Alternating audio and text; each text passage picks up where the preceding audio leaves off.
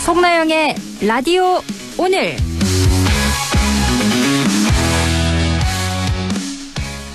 여러분 안녕하십니까? 송나영입니다. 세상을 떠들썩하게 했던 명태균 게이트. 결국 없었던 걸까요? 오늘 오후 정치자금법 위반 혐의로 기소된 명태균 씨와 김영선 전 의원에 대한 1심 선고가 있었는데요. 재판부는 두 사람 모두 정치자금법 위반 무죄를 선고했습니다. 다만 명 씨에게는 증거은닉 교사 혐의만 유죄로 판단해 징역 6개월에 집행유예 1년을 선고했는데요. 검찰은 두 사람 모두에게 징역 5년을 구형했습니다. 하지만 법원은 김 전 의원이 명 씨에게 빌린 돈을 갚은 것이지 정치자금과는 관련이 없다며 무죄를 선고했는데요. 지난달 김건희 씨의 정치자금법 1심 무죄 선고에 이어 오늘 명태균 씨와 김영선 전 의원 1심 무죄 선고까지 결국 김영선 해줘라라는 윤 전 대통령의 녹취까지 나왔지만 명태균 게이트는 없었다는 겁니다. 대체 김영선 전 의원은 2022년 보궐선거에서 어떻게 단수 공천될 수 있었던 걸까요? 법원의 1심 선고가 나왔지만 의혹은 풀리지 않고 있습니다. 안동문화방송 라디오 오늘 광고 듣고 시작합니다. 안전화가 이렇게 편해도 돼요? 나도 모르게 집에까지 신고 간다니까요. 우린 발이 건강해야 하니까 안전화 아무거나 못 신어요. 내가 안전해야 가족이 안심하지. 그래서 난 꼭 워킷만 신어. 워킷 안전화를 고집하는 확실한 이유가 있다. 생각의 차이가 만드는 가치 워킷. 워킷 안전화. 기대고 싶은 기대하고픈 저축은행 당신의 기대 저축은행에 기대세요. 기대고 싶은 기대하고픈 저축은행 예금 적금에 대출까지도 저축은행에 기대세요. 기대만큼 기댄 만큼 행복이 온다. 저축은행 미래 에셋 미래 에셋 투자는 미래 에셋 AI 자산 배분 디지털 연금 투자는 더 미래 에셋 증권. 원금 손실 유의, 투자 전 상품 설명서 및 약관 필독. 2월 5일 목요일 라디오 오늘입니다. 일부 생활 속 법률 문제를 쉽고 명쾌하게 풀어봅니다. 안형진의 쾌도 난법 안형진 변호사와 함께하고요. 오늘 2부에서는 청송군의 새해 복지 정책에 대해 잠시 후 청송군 사회복지과 황경란 복지기획 팀장 연결해 이야기 들어봅니다. 이어서 진보의 눈으로 바라보는 지역과 전국의 정치 현안, 임미애 그래도 정치 더불어민주당 임미애 의원과 함께합니다. 라디오 오늘 유튜브로도 다시 들을 수 있거든요. 많이 내청 바랍니다.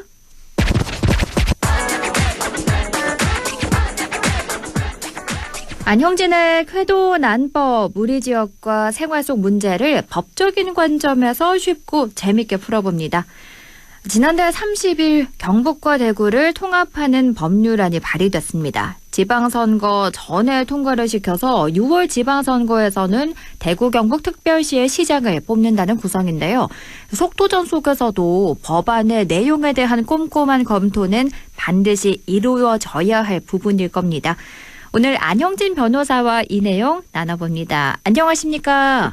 네, 안녕하십니까. 안형진 변호사입니다. 오늘 법안 내용에 대해서 이야기를 나눠볼 텐데요. 일단 이 시작이 언제였죠? 네, 지난 1월 30일에 작은 의원을 대표 발의 의원으로 해서 국회의원 총 24명이 경북과 대구를 합병하는 법률안을 발의했습니다. 네. 우리 경북 북부의 경우에는 국회의원 선거구가 4개 있습니다.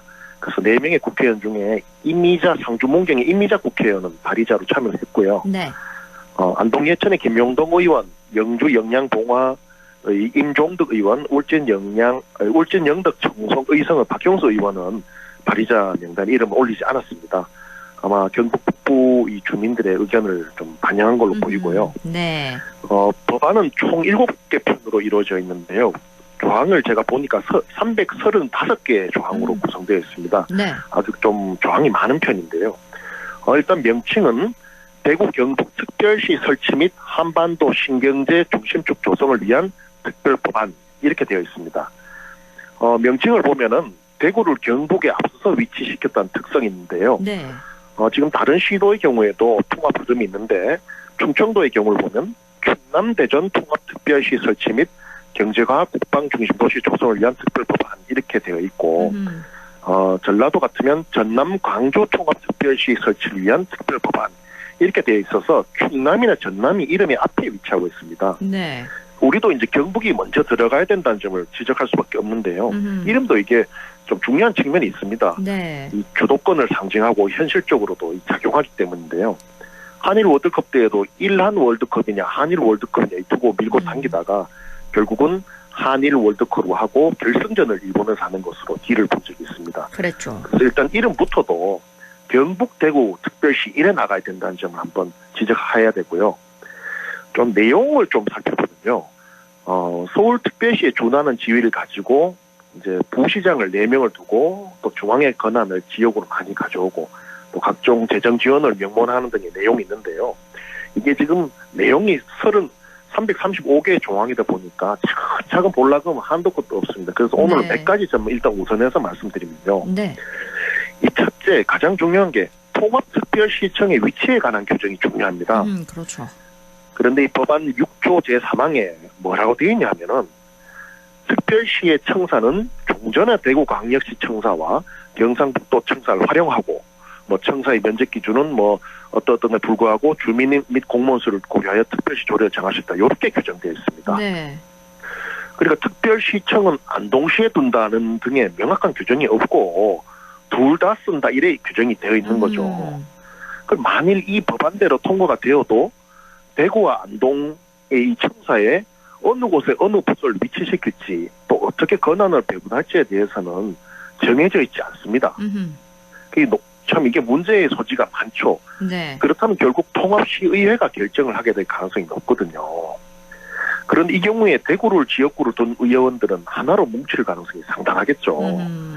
결국은 대구시 청사 중심으로 운영하게 될 위험성이 크다는 거고요. 이런 네. 위험성이 이 법안에 내재되어 있다는 겁니다. 아하. 좀 더 정확히 살펴보면요. 네. 현재 헌법재판소 결정에 의하면은 지방의회 의원의 지역구는 인구 상한이 1대3으로 정해져 있습니다. 그 경우에 이제 인구가 적은 울릉도나 영양군, 청송군 등의 경우에는 현재 한 개의 군에서 한 명의 도의원을 뽑는데요. 이걸 못 뽑을 수도 있습니다. 인구 상한 때문에 그렇거든요. 네. 그리고 이제 만일에 이제 현행 경북 도의원 수를 유지하면은 대구 지역을 좀 더 높여줘야 될 가능성이 많습니다. 아하, 네. 인구적인 그렇네요. 문제가 있어서 비례적으로 해줘야 되고 네. 3대1 헌법재판소 결정에도 있어서 그런데요. 현재 대구시의회가 총 33명입니다. 지역구 의원이 30명, 비례가 3명인데요. 반면에 경북의 경우에는 도의원이 현재 59명인데 비례가 6명, 지역구가 53명입니다.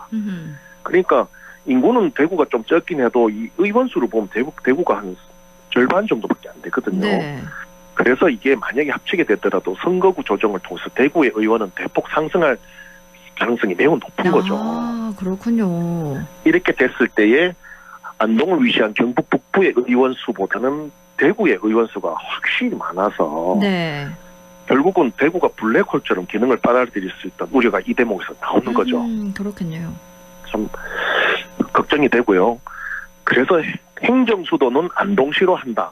또는 뭐 특별시청은 안동시에 둔다는 등의 다툼의 여지 없는 명확한 규정이 없는 한 이렇게 어정쩡하게 두면은 나중에는 힘과 수의 논리에 의해서 결국 기능은 대구 중심으로 쏠릴 수밖에 없다는 걱정이 많이 드는 네. 대목이고요. 지금 뭔가 정해두지 않으면 결국 통합시의회에서 결정을 하는데 그 비율이 대구 지역 의원들이 많아질 확률이 높으니까 그러면 결국 또 경북 북부권에는 안 좋은 결과로 귀결될 수밖에 없는 현실인 거군요. 그렇죠.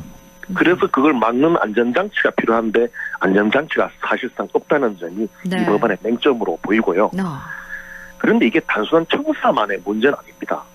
이 경북교육청이라든지 경북경찰청 등등의 각종의 도단위 공공기관의 경우에도 통폐합이 될 건데 그럴 경우에도 이게 만약에 대구 중심으로 기능이 가버리면은 다른 도단위 공공기관도 모두 대구 중심으로 재편될 가능성이 많거든요. 네. 이게 연쇄 효과가 있다는 말입니다. 또 하나 또 중요한 게 만약 그렇다면 특별시의회는 어떻게 할 거냐 이 말입니다. 어허.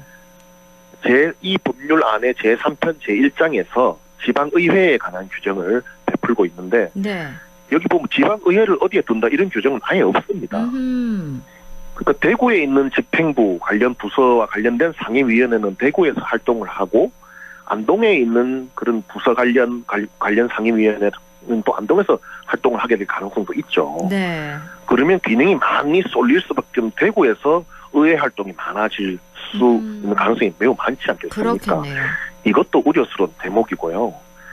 이게 더욱이 특별시청과 특별시의회는 견제와 균형을 하는 이제 관계인데 네. 이 법률안 자체에서 특별시청사에 대해서는 의회한다의 규정을 두고 있는데 특별시의회의 장소적 이런 점에 대해서는 규정조차 없는 것도 좀 동등하지 않게 규정을 한다는 것도 좀 네. 형평상 균형상 문제가 있습니다. 그래서 앞으로 법안 논의 과정에서 반드시 특별시청과 특별시의회를 안동에 둔다는 점을 명시하도록 경북 북부 우리 주민들이 똘똘 뭉쳐서 싸워야 된다는 점을 말씀드리고 싶고요. 지금 뭐 경북 북부에 보면 플래카드 많이 걸고 난리가 났습니다. 그래서 네. 정당한 우려와 의견의 표출이라고 보고요. 그런데 한편에서는 청사 소재지 문제로 싸우면은 판이 깨지니 일단은 합치고 그 뒤에 논의하자 이런 주장도 있습니다. 물론 그런 주장이 어떤 이 지역을 합쳐서 살아야 된다 이런 진정성이 있다고 저도 보는데요. 네. 다만 안동을 비롯한 경북 북부의 입장을 제가 대변하자면은 도청의 기능이 또는 인원이 약화되는 그러한 합병이라면은 우리 경북 북부의 입장에서는 아예 안 하니만 못하다 이거죠. 네. 이게 핵심이자 뼈대입니다. 근데 이 뼈대를 안 정해놓고 그냥 하자 그러면 이게 말이 안 된다는 거죠. 또 하나의 문제는 저번에도 잠깐 말씀드렸는데 대구의 현재 신청사 건립 추진을 막아야 한다는 점입니다. 대구에선 신청사 건립이 계속 추진되고 있는 건가요? 그렇죠. 지금 현재는 상격동하고 동인동에 각각 대구시청사가 있는데요. 네.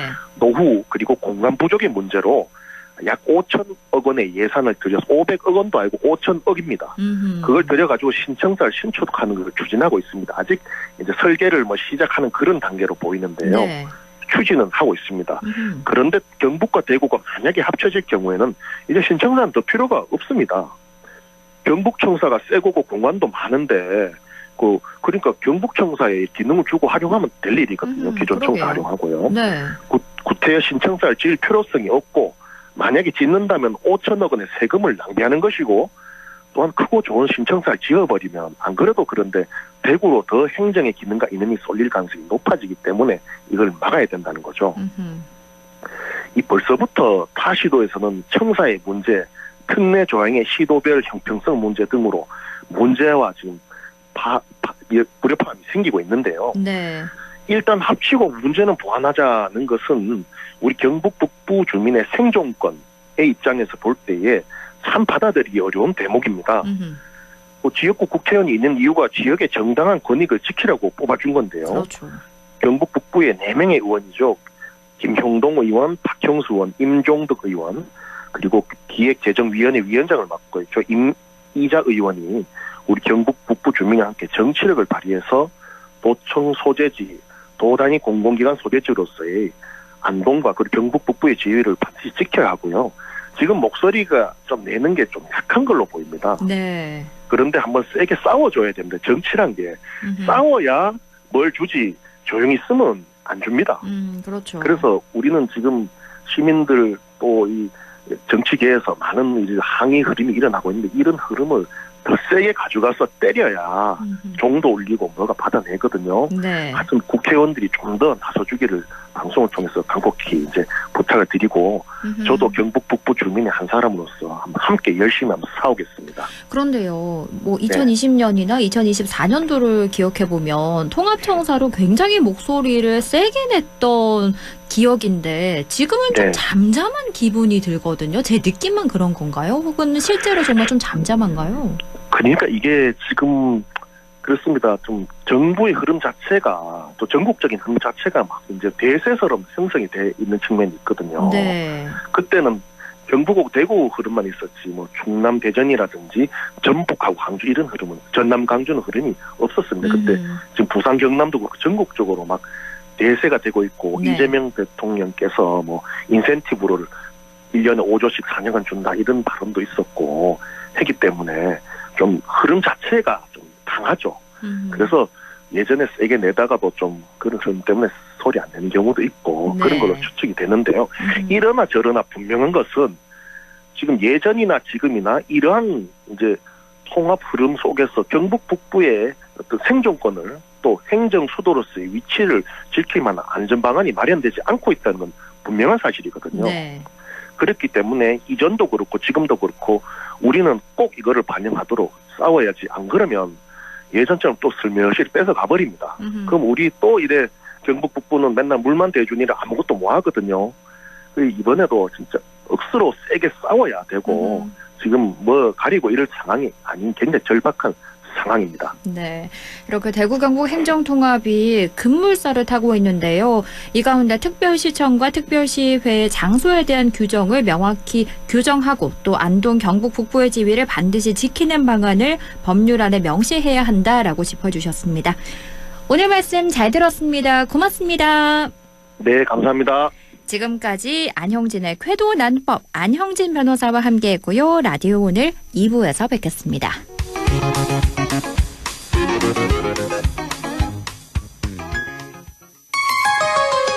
MBC 라디오 지역과 함께 성장해갈 인재를 키웁니다. 지역교육 혁신을 주도하는 안동과학대학교. 새로운 도전을 위한 성인학습자 평생 직업교육. 해외 우수인재 지역정착을 위한 명품 교육과정 혁신. 대학이 지역의 미래다. 혁신을 주도하는 안동과학대학교. 아, 땡긴다 땡겨. 매콤 새콤 달콤한 맛. 무침에는 역시 땡기네 가오리. 장례식장 등 각종 대소사 최고의 인기 메뉴 땡기네 가오리. 물이 생기지 않아 언제 어디서든 포장 배달 택배 모두 가능한 안동 땡기네 가오리. 054-852-4988. 가족과 함께 즐기는 영주 도심 속 힐링 온천. 영주 온천랜드와 영주 호텔. 하루의 피로를 내려놓고 쉬어가기 좋은 공간에서 온천, 사우나와 숙박을 함께 이용하실 수 있습니다. 숙박, 피트니스, 키즈카페, 찜질방까지 모든 것을 한 번에 즐기는 영주 온천 관광호텔 영주 온천랜드. 2월 한 달간 통 크게 쏩니다. LG 패스트샵 안동 분점 재단장 그랜드 오픈. 다양한 할인 혜택과 사은품을 푸짐하게.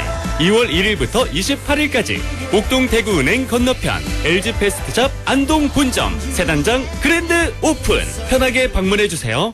누려라 상주 최초 자이른의 자부심을. 기대하라 최고 29층 스카이 커뮤니티로 더 특별한 일상을. 경험하라 773세대 대단지의 스케일을. 자이른해가 들어오면 상주와 문경이 달라집니다. 상주 자이른해. 1670-0394 자이 S&D. 안녕하세요. 셰프 박은영입니다. 우리 동네엔 점수로 평가할 수 없는 곳들이 있습니다. 어휴, 오랜만에 왔네. 늘 따뜻한 미소로 반겨주고 주문하신 커피 나왔습니다. 언제 가도 마음이 편안하고 역시 이 목도리가 어울릴 줄 알았어요. 나의 취향까지 잘 알고 있는 골목마다 특별한 정이 가득한 우리 동네 이웃상권. 이걸 누가 평가하겠어요? 올겨울엔 우리 동네 이웃상권에서 따뜻함을 만나보세요. 공익광고 협의회. 100.1 MBC 라디오 6시 23분 55초 지나고 있네요. 이슈 오늘입니다. 청송군은 올 한 해 주민복지를 위해 어떤 정책을 마련하고 있을까요? 청송군의 새해 복지 정책에 대해 청송군 사회복지과 황경란 복지기획 팀장 연결해 이야기 들어봅니다. 팀장님 안녕하십니까? 예, 안녕하십니까? 네, 반갑습니다. 올해 청송군의 복지 정책 방향을 든든복지 희망청송으로 정하셨더라고요. 이 슬로건에 담긴 의미 그리고 핵심 추진 방향에 대해서 먼저 소개를 해주실까요? 네, 청송군은 영유아부터 어르신까지 전 국민을 아우르는 생애주기별 맞춤형 통합 돌봄 정책과 주민 밀착형 복지 서비스를 적극 추진하고 있습니다. 오늘보다 더 나은 미래 희망이 있는 청송을 만들어 가기 위해 든든복지, 희망청송이라는 복지 슬로건을 정하였습니다. 그렇군요. 이 정책들 중에요. 조부모, 손자녀 돌봄 사업이 눈에 딱 띄더라고요. 노인 네. 일자리와 육아를 연계한 독특한 아이디어다 싶던데요. 이게 구체적으로 어떻게 운영되는 건가요? 네, 조부모, 손자녀 돌봄 사업은 돌봄 취약 가정의 자녀 양육 부담 해소와 양육 친화적인 사회 환경을 조성하기 위해 조부모의 돌봄 역량을 활용하는 노인 일자리 사업으로 조부모가 손자녀에게 월 60시간 등하원 지도, 보육 등의 돌봄 서비스를 제공하면 약 70만 원 정도의 급여를 지급합니다. 소득 수준, 활동 역량, 취약 정도를 기준으로 40가구를 선발할 예정이며 사업 추진 과정을 거쳐 3월에서 4월 중 신청 접수와 선발을 완료하고 5월부터 본격적인 사업을 시행할 예정입니다. 그렇군요. 그리고 이번에 청송형 통합 돌봄 특화 사업을 새롭게 추진한다고 들었는데요. 이게 기존의 돌봄 서비스와는 어떤 점이 다르고 어르신들에게 어떤 실질적인 도움이 될까요? 네, 돌봄이 필요한 대상자나 보호자가 읍면사무소에 통합 돌봄 서비스를 신청하게 되면 대상자의 돌봄 욕구 조사를 통해 전담 부서에서 각 기관 담당자와의 통합 회의를 거쳐 대상자에게 필요한 서비스를 제공하게 되므로 서비스의 중복과 누락 없이 대상자 중심으로 서비스가 제공될 수 있습니다.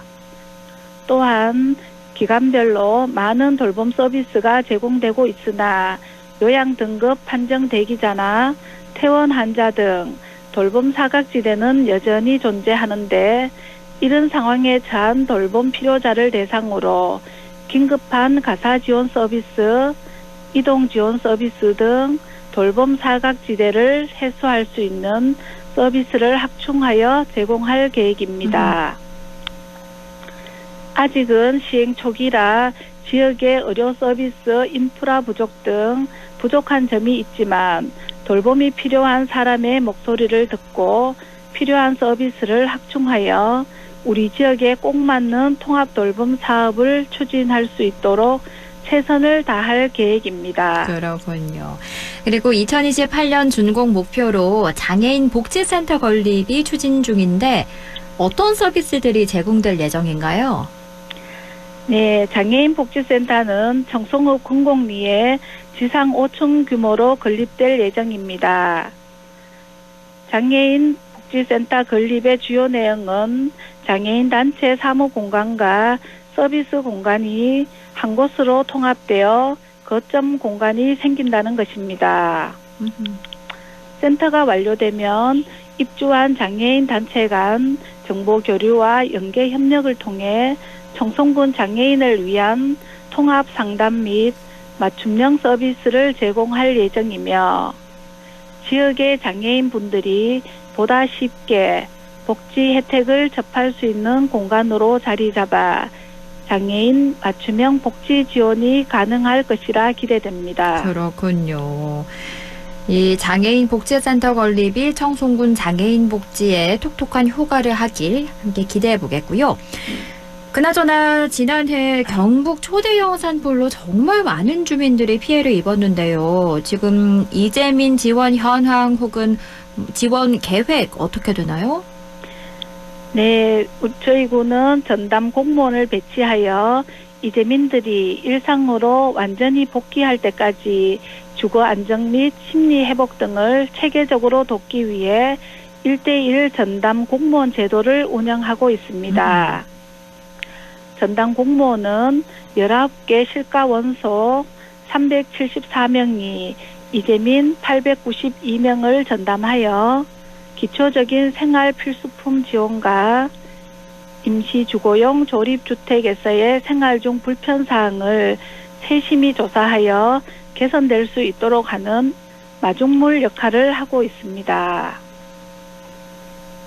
더불어 청송 시니어 클럽 주관으로 이재민 사례 관리 지원을 시작합니다.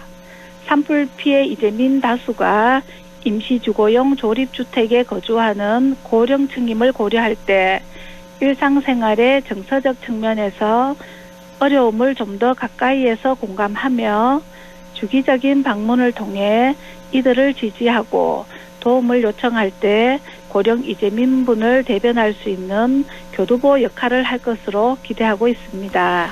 그런데 이렇게나 다양한 복지 사업을 추진하려면요. 상당한 예산이 필요할 것 같은데 재원 마련 방안 그리고 올해 복지 분야 예산 규모는 어느 정도인가요? 예, 올해 복지 분야 예산은 1,037억 정도이며 네. 전년도 대비 9.48% 증가되었습니다. 대부분의 재원은 국도비 보조 및 공모사업 위주입니다. 기초생활보장, 노인, 보훈, 주거, 보육, 청소년 등 계층별 분야별로 다양하게 편성되어 있으며 이 중 노인복지 예산이 66%로 인구 고령화에 따른 지역 인구 특성에 맞도록 편성하였습니다. 복지 사각지대 없는 촘촘한 복지 체계를 강조하셨는데요. 혹시 복지 혜택을 받지 못하고 계신 분이 있다면 어떻게 신청하고 도움을 받을 수 있을까요? 예, 복지 사각지대 발굴 시스템을 이용하여 단전, 단순, 단수, 요급 체납 등 위기 정보를 입수하고 대상자의 가구를 방문하여 사회 취약계층을 선제적으로 발굴하고 사례 관리를 통하여 대상자에게 맞는 복지 서비스 제공과 사후 관리를 하고 있습니다. 네. 또한 지역사회 인적 자원으로 지역사회보장협의체, 안녕살피 및 행복기동대 등을 활용하여 지역 내 생계곤란, 질병, 주거취약 등 위기 상황에 처한 주민을 발견하면 필요한 복지 서비스와 자원을 연계하고 있습니다. 또 아울러 복지 위기 알림 앱을 통하여 누구나 이웃의 위기 상황에 도움을 요청할 수 있으며 앱을 통한 요청이 들어온 경우 도움이 필요한 대상자와의 상담과 긴급 지원 등 다양한 서비스 연계를 지원하고 있습니다. 그렇군요. 마지막으로 군민께 전하고 싶은 메시지 있다면 한 말씀 해주실까요? 청송군은 아이 키우기부터 노후까지 국민의 삶의 전 과정에 걸쳐 촘촘하고 지속 가능한 복지 정책을 구축하는 것이 목표입니다. 앞으로도 국민의 목소리를 가장 가까이에서 듣고 체감할 수 있는 주민 밀착형 복지 정책으로 국민 모두가 안심하고 살아갈 수 있는 따뜻한 청송을 만들겠습니다. 네, 이렇게 오늘은 든든복지 희망청송이라는 슬로건 아래 진행되는 새해 복지정책 이야기 들어봤습니다. 오늘 말씀 잘 들었습니다. 고맙습니다. 네, 감사합니다. 지금까지 청송군 사회복지과 황경란 복지기획팀장과 이야기 나눴습니다. 라디오 오늘에서는 청취자 여러분의 참여를 기다리고 있습니다. 우리 지역에서 발생한 사건 사고 소식이나 함께 토론하고 싶은 내용을 안동 MBC 홈페이지 라디오 오늘 게시판에 올려주시기 바랍니다. 전화와 문자 참여도 하실 수 있습니다. 전화는 851국에 7191번, 문자는 샵 0913번으로 보내주시면 됩니다. 문자는 단문 50원, 장문 100원의 정보 이용료가 있습니다. 여러분의 많은 참여 바랍니다.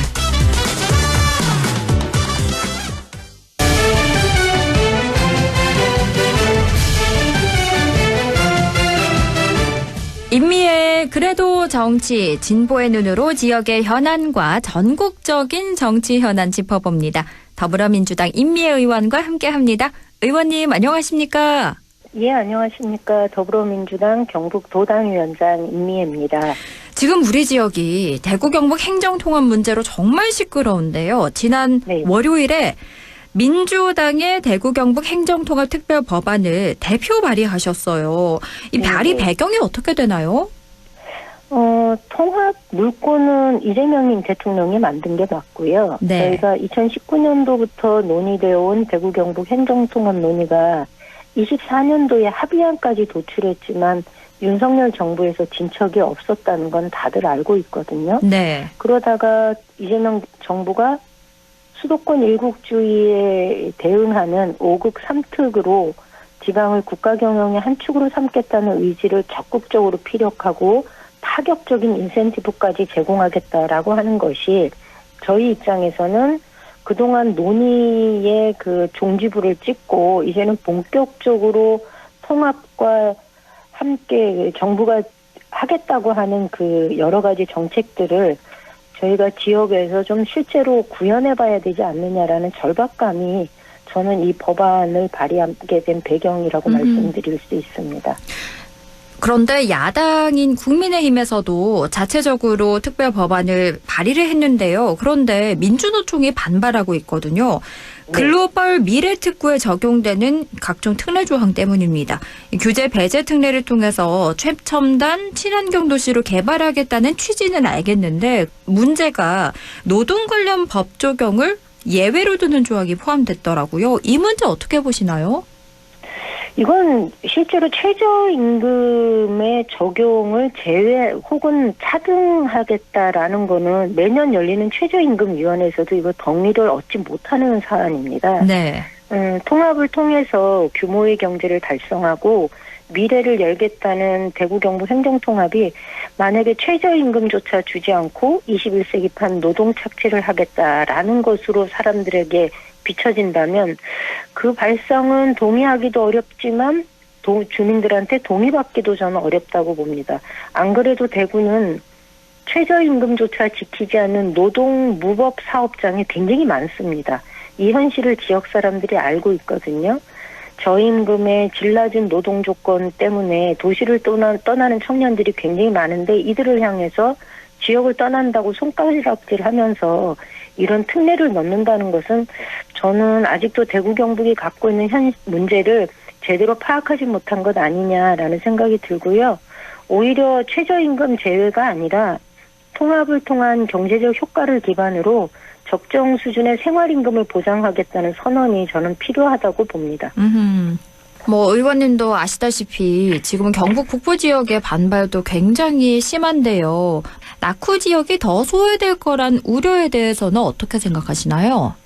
저는 충분히 그 지적되는 문제에 대해서 충분히 지적할 만하다라는 생각을 합니다. 돈이란 게 사람 많은 곳을 중심으로 쓰이고 또 각종 혐오 시설들이 사람 없다고 농촌 도시로 이렇게 막 밀고 들어오는 것들이 현실이거든요. 그렇기 때문에 그런 걱정을 하는 건 충분히 이해가 갑니다. 거기다가 도청이 옮겨오면서 신도시 인구 10만에 자족도시 만들겠다 그랬는데 사실 하나도 지킨 게 없잖아요. 그러니까 저는 오히려 주민들이 내비치는 우려는 저는 충분히 제기되는 문제이고 이 부분과 관련해서는 정치권이 늘 관심을 가지고 답을 내야 되는 거다라고 생각을 합니다. 그래서 저는 오히려 이게 이런 우려는 통합과는 무관하다라는 저는 생각을 갖고 있습니다. 통합이 안 되고 있으면 이 문제가 해결이 되고 통합이 되면 이 문제가 더 심각해지느냐 저는 그렇지 않다고 보고요. 오히려 이런 것에 대한 보완 방안으로 특별시장의 의무를 좀 구체적으로 그 특별법에 담는 게 필요하고 국가의 책무도 저는 집어넣었거든요. 네. 실제로 이 책무로 예를 들면 그 통합특별시장은 특별시 내에 그 균형 발전을 위한 시책을 수립해야 한다. 그리고 낙후 지역에 대해서 우선적으로 지원해야 한다라는 규정을 넣었고요. 북부권 같은 경우에는 의과대학 그리고 부설병원 설립하고 지역의사 의대 배정의 권한도 특별시장한테 부여하는 그런 특례를 저는 넣어놨거든요. 그래서 우려가 현실화되지 않도록 법안에 담는 것이 저는 무엇보다 중요하다고 봅니다. 그러면 앞으로 이 국회 심사 과정에서 가장 중요하게 지켜야 할 원칙 또 꼭 관철시키고 싶은 부분이 있다면요? 저는 행정통합은 지방정부의 규모를 키우고 각종 특례를 통해서 또 권한을 강화하고 그래서 수도권 일국체제에 대항해서 지역의 발전과 미래를 한번 열어보겠다라는 거기 때문에 여기서 제일 중요한 것 중에 하나는 저는 시군구의 자치권을 충분히 보장하는 것이 매우 중요하다 이렇게 봅니다. 그래서 네.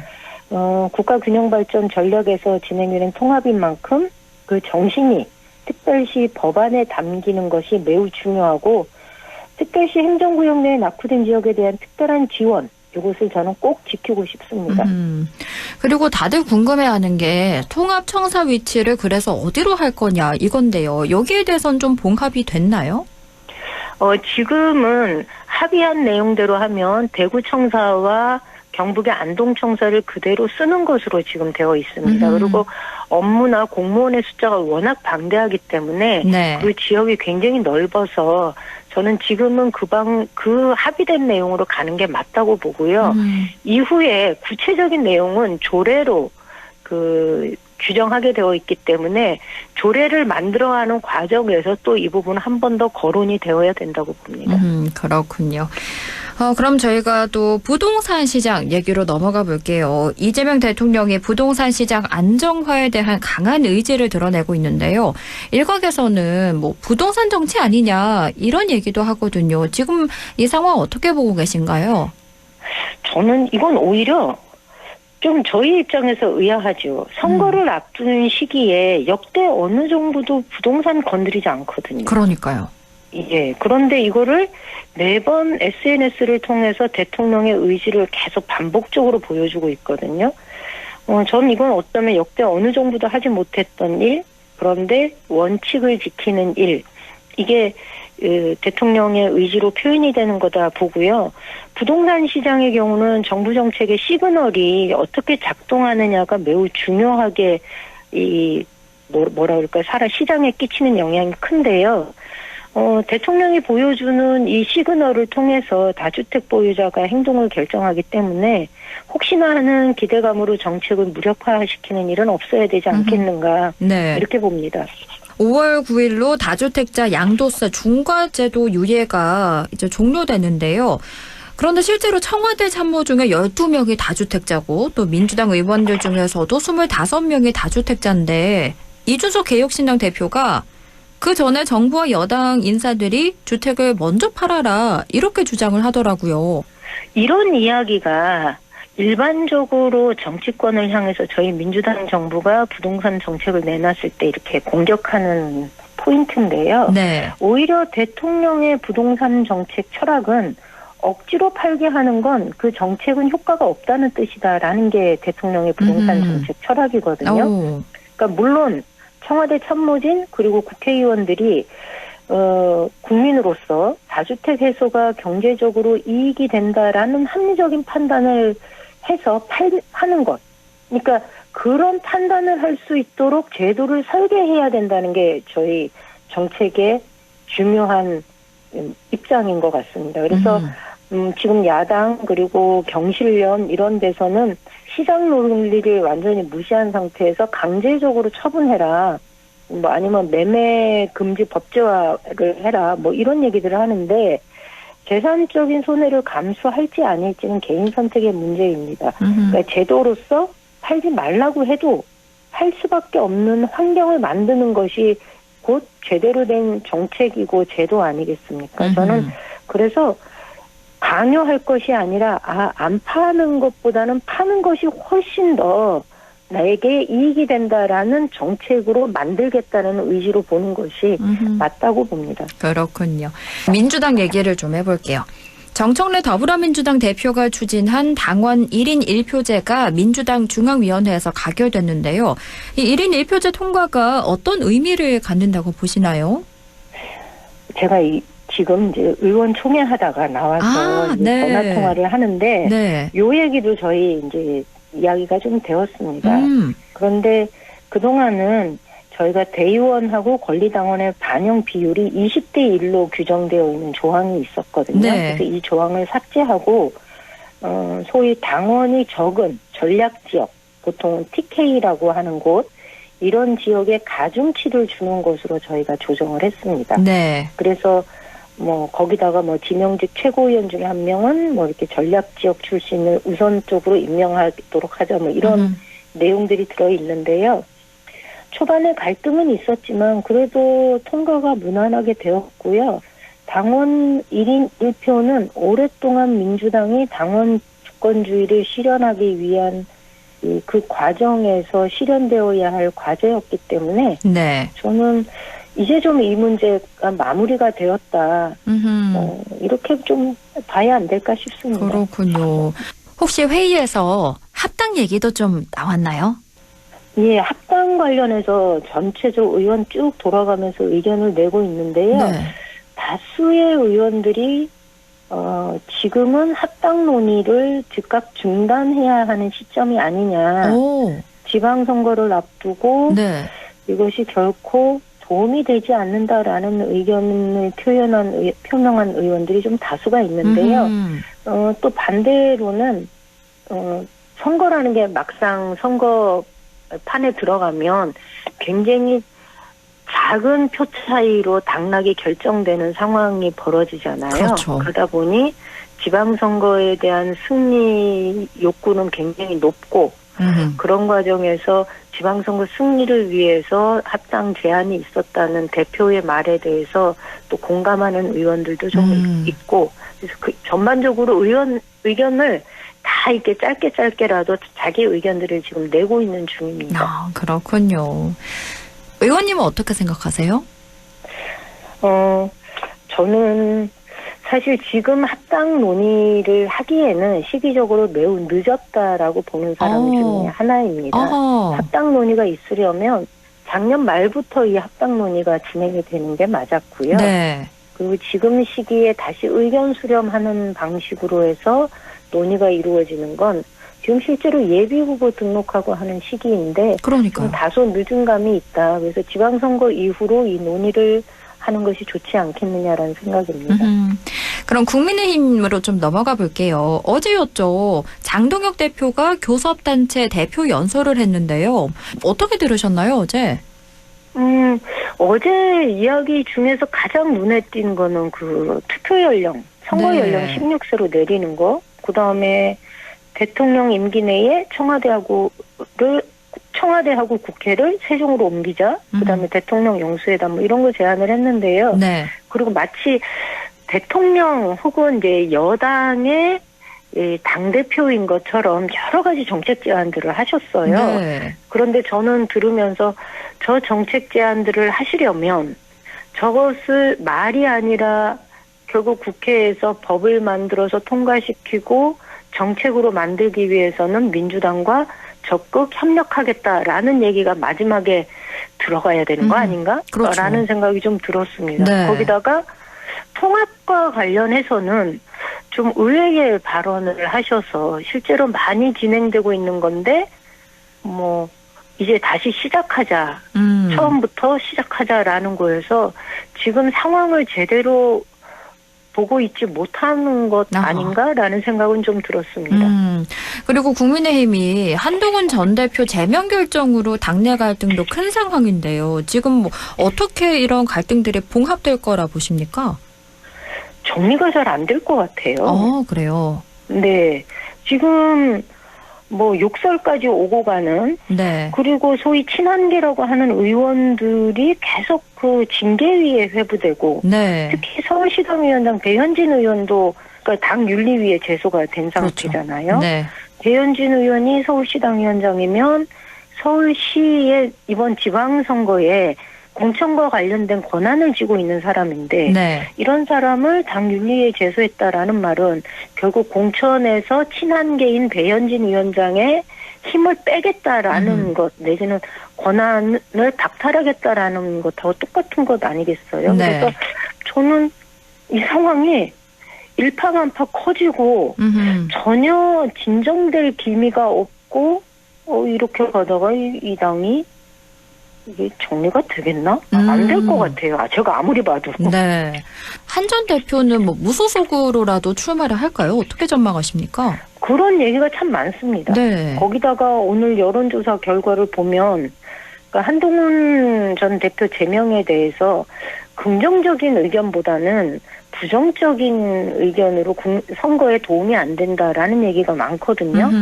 여전히 국민들이 볼 때는 국민의힘이 보수 전체를 아우르는 그리고 내란 세력 그리고 윤석열과는 좀 절연해 주기를 바라는 목소리가 많은데 당대표를 중심으로 한 다수의 그 지도부가 계엄과 지난번 서부지원 사태의 난동을 부렸던 그 세력과 절연하지 못하는 모습으로 계속 가는 것 같아서 네. 좀 우려가 됩니다. 이렇게 가면은 무소속으로라도 출마를 해야 되지 않을까요? 네. 안 그래도 이틀 전이죠. 화요일이 6.3 지방선거 예비 후보자 등록 첫날이었는데요. 경북도지사 출마 후보자 가운데 2명만 등록을 했더라고요. 최경환 전 경제부총리 그리고 김재원 국민의힘 최고위원인데 더불어민주당의 경북도지사 출마 후보자 이름은 들리지가 않는데 나올 분이 안 계시는 건가요? 아니요. 저희 당내 검증 시스템에 등록한 분들은 계시고요. 네. 네. 지금 뭐 최경환 전 경제부총리나 김재원 최고 같은 경우에는 현직이 아니잖아요. 그렇죠. 예. 그러니까 이분들은 일찍 등록을 한 거고, 그 외에 현직에 있는 분들은 다들 현직을 수행하면서 선거를 준비하는 상황이니까. 네. 민주당의 경우도 경북도지사 출마하겠다는 의지를 비추고 당의 검증 시스템에 신청을 한 분은 계십니다.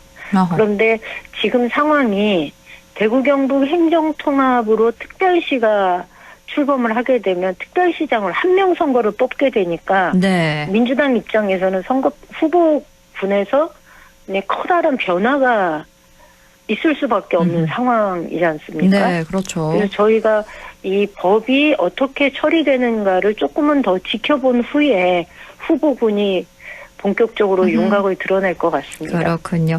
대구 경북 행정통합특별법안이 국회 심사에서 어떻게 처리되는지 앞으로도 쭉 짚어보도록 하겠습니다. 오늘 말씀 잘 들었습니다. 고맙습니다. 예, 고맙습니다. 지금까지 더불어민주당 임미애 의원과 함께했습니다.